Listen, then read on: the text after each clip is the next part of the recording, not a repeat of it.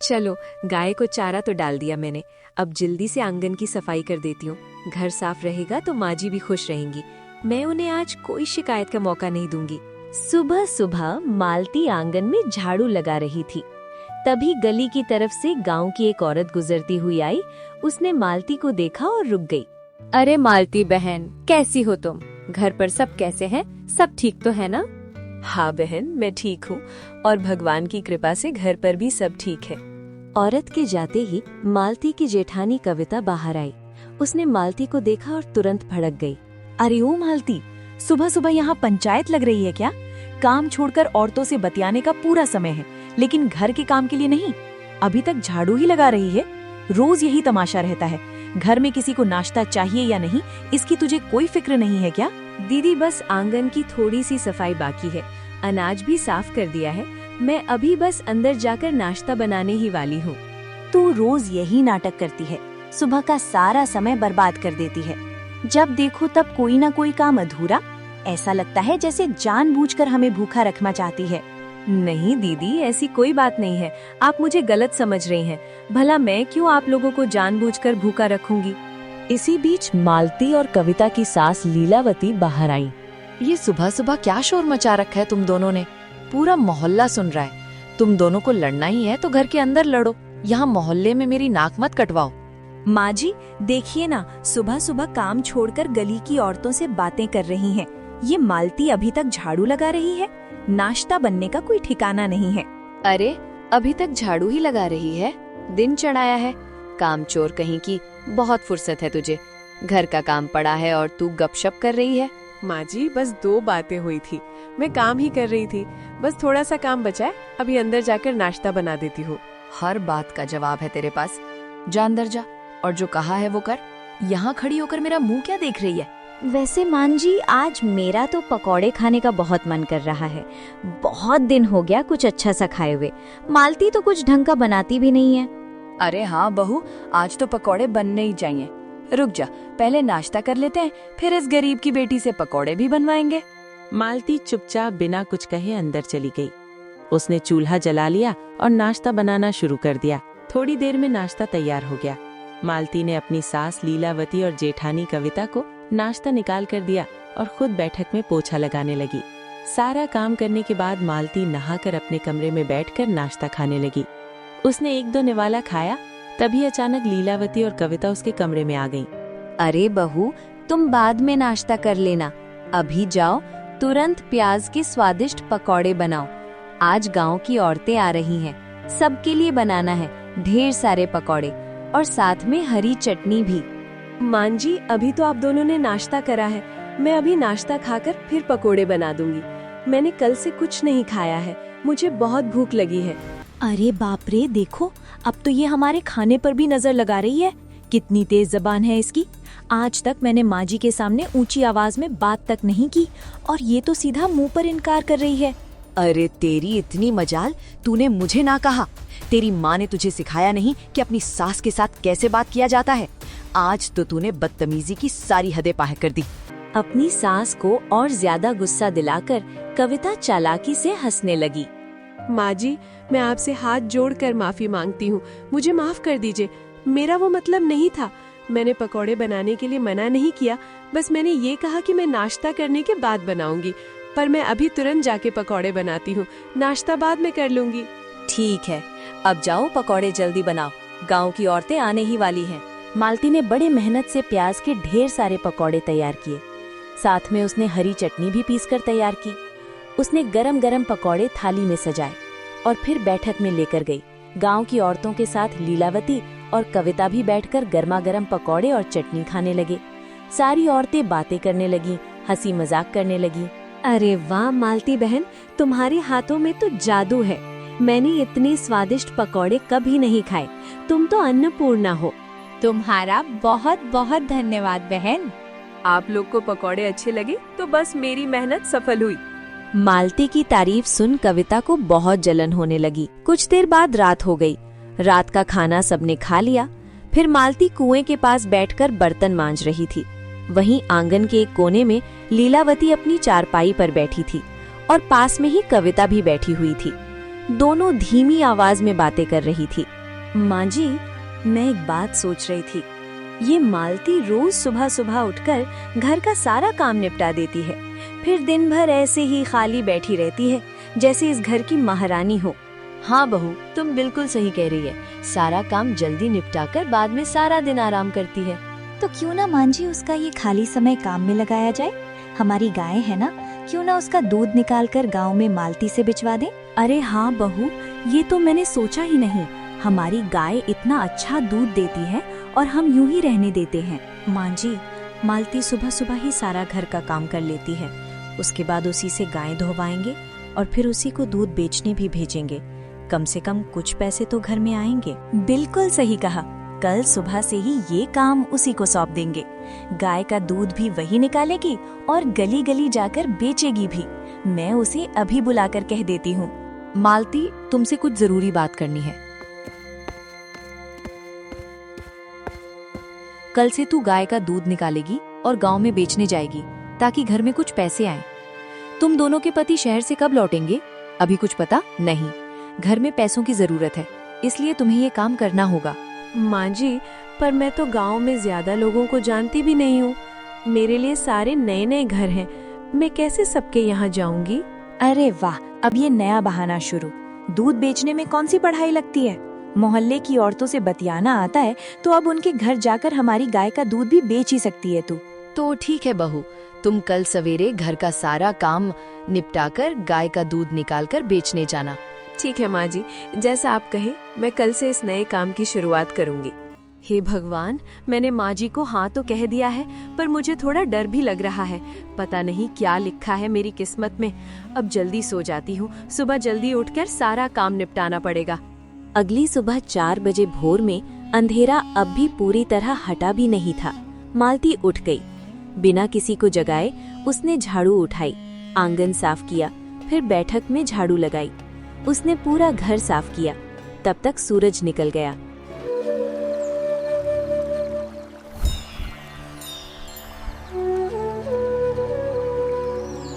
तब उसने रसोई में जाकर सबके लिए खाना बनाया। फिर उसने एक साफ बर्तन उठाया और गाय के पास बैठ गई। उसने ध्यान से गाय का दूध निकाला। माँ जी, मैंने गाय का दूध निकाल दिया है और घर का सारा काम भी हो गया है। ठीक है बहू, अब ये दूध से भरी बाल्टी का सारा दूध डिब्बे में डालो और दूध बेचने निकल जाओ।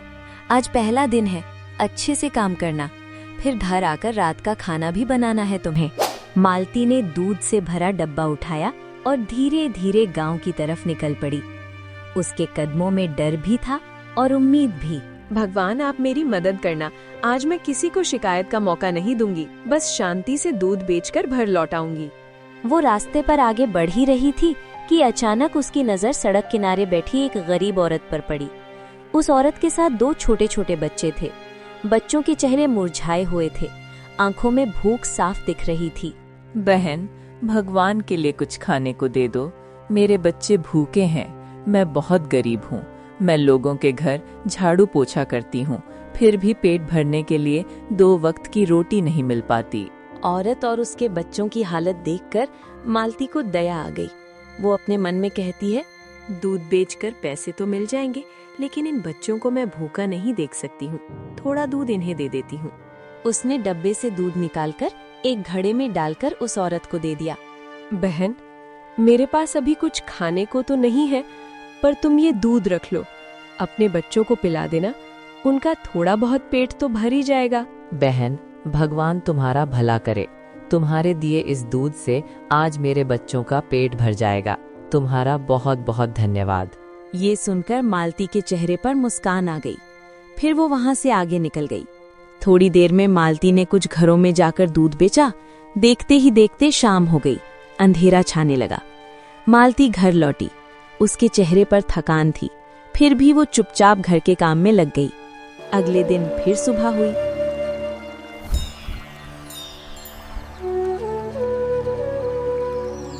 मालती ने उठकर गाय का दूध निकाला, घर का सारा काम किया। थोड़ी देर में दूध लेकर फिर गांव की तरफ निकल पड़ी।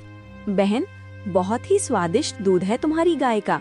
इतना अच्छा और स्वादिष्ट दूध गांव में किसी गाय का नहीं है। हाँ बहन, हमारी गाय का दूध बहुत स्वादिष्ट है। तुम्हारा बहुत बहुत धन्यवाद। इतना कहकर मालती आगे निकल गई। उसे फिर वही गरीब औरत दिखी। उन्हें देखकर मालती को फिर दया आ गई। वो अपने मन में कहती है, मैं इन बच्चों को थोड़ा दूध तो दे ही सकती हूँ। अब मैं रोज आकर इन्हें थोड़ा दूध मुफ्त में दे दूंगी। इतना सोचकर मालती ने फिर से मुफ्त में थोड़ा दूध उस औरत को दे दिया। मालती ने फिर कुछ घरों में दूध बेचा। थोड़ी देर में आगे चलते हुए उसे रास्ते में एक बूढ़े बाबा मिले। बाबा सड़क पर नीचे बैठे थे, बहुत कमजोर लग रहे थे। मालती उसके पास गई। बेटी, कुछ खाने को दे दो। 2 दिन से मैंने कुछ नहीं खाया, मुझे बहुत भूख लगी है। मालती ने एक बर्तन निकाला, उसमें दूध डाला और बाबा को दे दिया। ऐसे ही दिन बीतते गए। रोज सुबह मालती दूध लेकर निकलती, 1-2 घरों में दूध बेचती, फिर उस गरीब औरत के बच्चों को मुफ्त में दूध देती और उसके बाद रास्ते में कभी कोई भूखा उसे मिल जाता और हर बार उसका दिल पसीज जाता।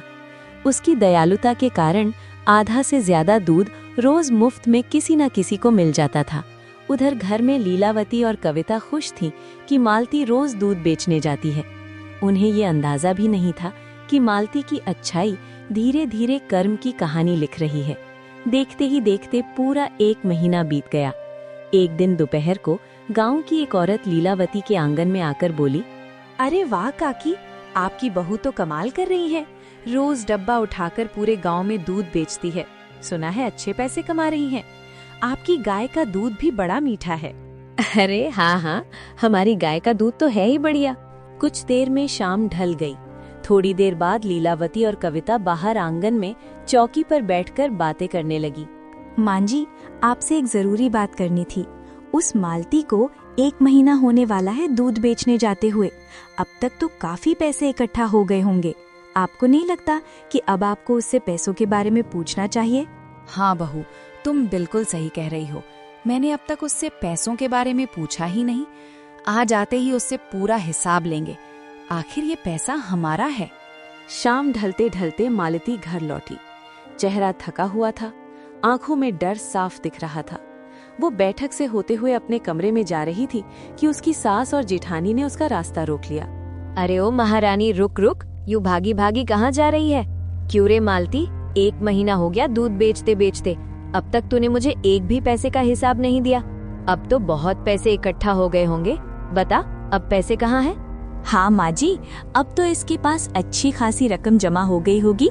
ओह, वो मां जी, अभी तो पैसे नहीं मिले हैं। कल 1 महीना पूरा हो जाएगा, तब सबके पैसे मिल जाएंगे। ध्यान रखना, कोई चालाकी मत करना, वरना तेरी खैर नहीं। मुझे पूरे दूध के पैसों का हिसाब चाहिए। 1 भी रुपया इधर उधर हुआ तो सोच लेना बहू। मालती डर गई और चुपचाप अंदर अपने कमरे में चली गई। देर रात को वो अपने कमरे में बैठी चिंता में डूबी हुई थी। हे भगवान, मैंने तो आधे से ज्यादा दूध मुफ्त में दे दिया। बहुत कम पैसे इकट्ठे हुए होंगे। अगर मां जी को पता चला तो वो बहुत गुस्सा करेंगी। पर मैं करती भी तो क्या? रोज कोई जरूरतमंद मिल जाता था या वो बेचारी गरीब औरत रास्ते में मिल जाती थी। उसके छोटे छोटे बच्चे हैं, मुझसे उनकी भूख देखी ही नहीं जाती थी। आंखों में आंसू लिए वो डरते डरते सो गई। अगली सुबह मालती ने मन कड़ा किया।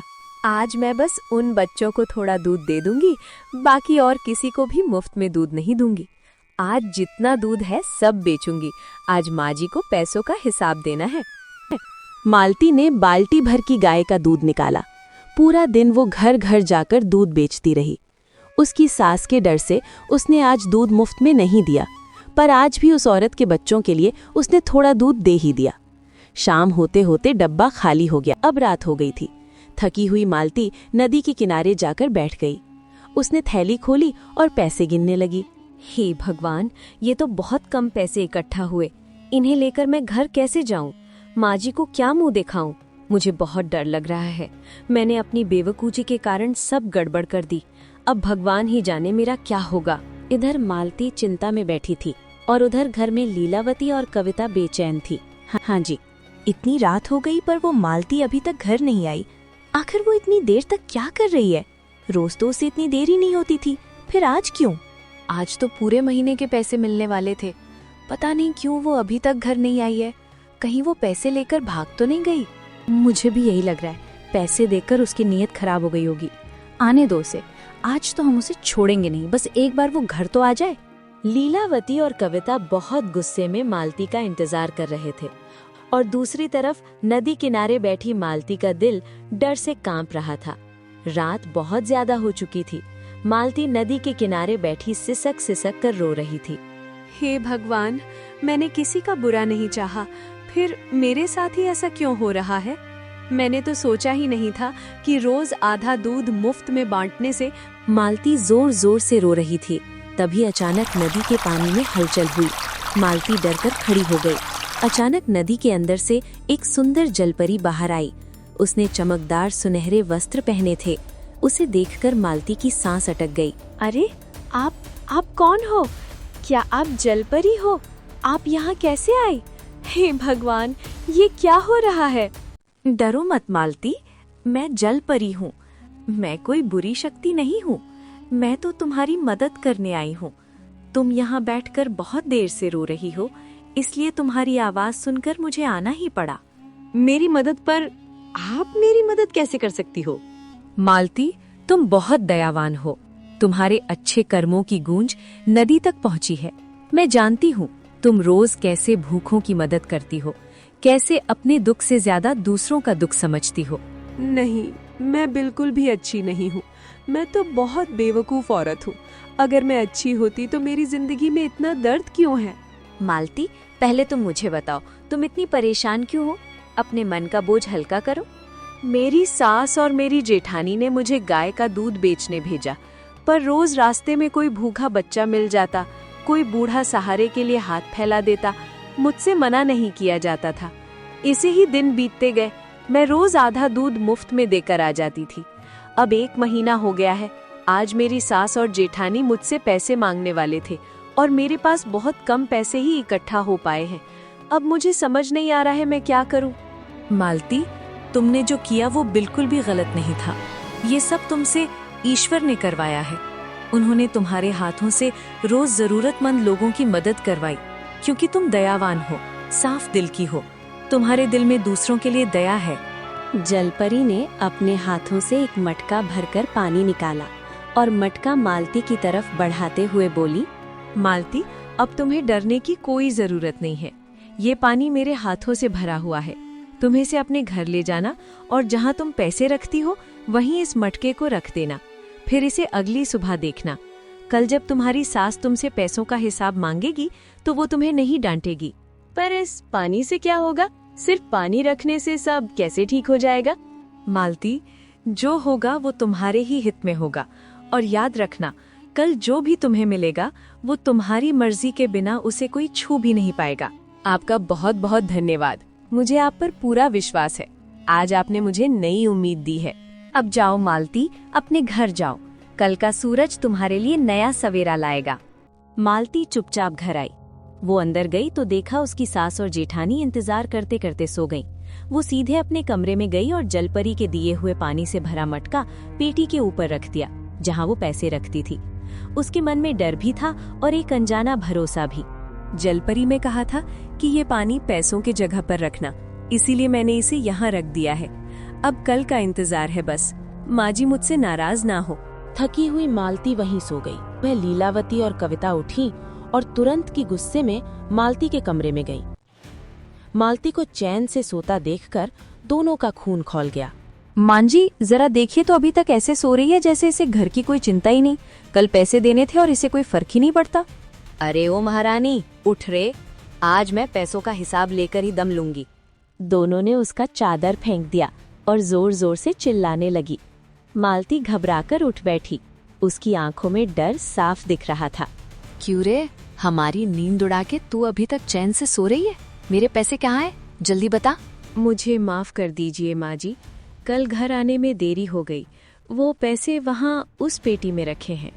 लीलावती और कविता तेजी से पेटी खोली। जैसे ही पेटी खुली, अंदर का नजारा देखकर तीनों सन्न रह गईं। पेटी के अंदर सोना, चांदी, हीरे, सिक्के और ढेर सारे पैसे थे। हे भगवान, इतना सारा सोना, चांदी, हीरे! अरे वाह, ये सब मेरा है? वाह रे मेरी मालती बहू, तुमने तो कमाल कर दिया। बाप रे, मैंने इतना धन अपनी जिंदगी में कभी नहीं देखा। पर माँ जी, ये कैसे हो सकता है? पक्का इसने चोरी की है, क्योंकि दूध बेचने से इतना पैसा मिलना नामुमकिन है। बात तो सही है तुम्हारी। अरे ओ मालती, सच सच बता, इतना पैसा दूध बेचकर तो नहीं आ सकता। कहीं तूने सच में चोरी तो नहीं की? माँ जी, इसकी शक्ल तो देखिए, इसके चेहरे का रंग बदल गया है। पक्का इसने कुछ तो किया है। माँ जी, मैंने चोरी नहीं की। मैं रोज दूध बेचने जाती थी, लेकिन रास्ते में एक गरीब औरत रोज मुझे दिखती थी। उसके 2 छोटे छोटे बच्चे थे।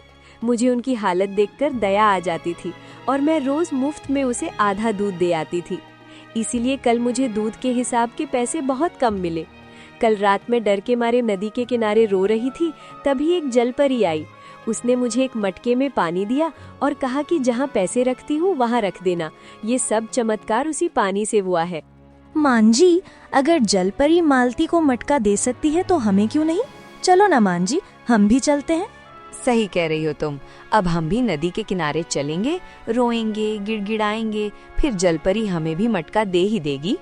उसी समय तुरंत लीलावती और कविता से नदी के किनारे पहुंची और वहां बैठकर रोने का नाटक करने लगी। वहीं दूसरी तरफ मालती फिर उस गरीब औरत के पास पहुंची। बहन, ये पैसे मैं तुम्हारे लिए लाई हूँ। तुम अब अपने बच्चों को एक नई जिंदगी देना। इन पैसों से एक नई शुरुआत करना और अब से तुम भीख नहीं मांगना, मेहनत करके अपना जीवन चलाना। आपका बहुत बहुत धन्यवाद बहन। आपने मुझ जैसी गरीब को सहारा दिया। भगवान आपको हमेशा खुश रखे। अब से मैं कभी भीख नहीं मांगूंगी, मेहनत करके खाऊंगी। हाय भगवान, हम कितने गरीब हैं, हमारा तो कोई सहारा ही नहीं। हाँ, हमारे पास कुछ भी नहीं है। अगर कोई हमारी मदद कर दे तो बहुत अच्छा होगा। तभी नदी के पानी में हलचल हुई और जलपरी बाहर आई। तुम दोनों कौन हो और क्यों रो रही हो? हम बहुत दुखी हैं, हमारे पास कुछ भी नहीं है, हमें भी आपकी मदद चाहिए। जलपरी जी, हम बहुत गरीब हैं, हमारा कोई नहीं है। कृपा करके आप हमारी थोड़ी मदद कर दीजिए। ठीक है, मैं तुम्हें एक मटका देती हूँ। इसे वहाँ रखना जहाँ तुम अपने गहने और पैसे रखती हो, और अगली सुबह उसे देखना। लीलावती और कविता खुशी खुशी घर लौटी। दोनों ने अपने कमरे में जाकर मटके को गहनों और पैसों की जगह रख दिया और चैन की नींद सो गईं। अगली सुबह दोनों जल्दी उठी और अपने संदूक को खोले। माँ जी, ये क्या हो गया? माँ जी, मेरे सारे गहने सब पत्थर हो गए। उस जलपरी ने हमें धोखा दिया, हम बर्बाद हो गए। ये भगवान, उसने हमारे साथ ऐसा क्यों किया? हे भगवान, ये कैसे हो सकता है? मेरे सारे गहने, मेरे सारे पैसे सब पत्थर बन गए। उस जलपरी की इतनी मजाल, उसने हमारे साथ इतना गंदा खेल खेला है, उसे मैं छोड़ूंगी नहीं। दोनों गुस्से में नदी के किनारे पहुंची और जोर जोर से चिल्लाने लगी। अरे ओ जलपरी, तेरी इतनी मजाल, तेरी हिम्मत कैसे हुई हमारे साथ इतना बड़ा धोखा करने की? तूने हमारे साथ धोखा किया है। तूने हमारे साथ ऐसा क्यों किया? हमारे गहने पत्थर क्यों बन गए? ये धोखा नहीं, ये तुम्हारे कर्मों का फल है। तुम दोनों लालच में झूठ बोलकर मेरे पास आई थी और अपनी गरीबी का रोना रो रही थी। मालती के साथ तुमने क्या क्या नहीं किया। उससे दिन रात काम करवाया, ताने मारे, भूखा रखा, लेकिन उसके अच्छे कर्मों से तुम्हारे घर में धन आया। तुम दोनों चाहती तो अब से भी मालती के साथ एक नई शुरुआत कर सकती थी, लेकिन तुम दोनों का लालच और भी बढ़ गया। लीलावती और कविता का सिर झुक गया। उन्हें अपनी गलती का एहसास हो गया। इस दुनिया में हर इंसान को उसके कर्मों का फल जरूर मिलता है। दयालुता का फल सुख होता है और लालच का फल विनाश। मालती को धन इसलिए मिला क्योंकि उसका दिल साफ था। लीलावती और कविता ने धन खो दिया क्योंकि उनके दिल में लालच था। इस कहानी से हमें यही सीख मिलती है कि झूठे आंसू कभी भगवान को नहीं बहकाते, लेकिन सच्ची दया हमेशा चमत्कार बन जाती है। जो दूसरों की मदद करता है, ईश्वर खुद उसकी रक्षा करता है।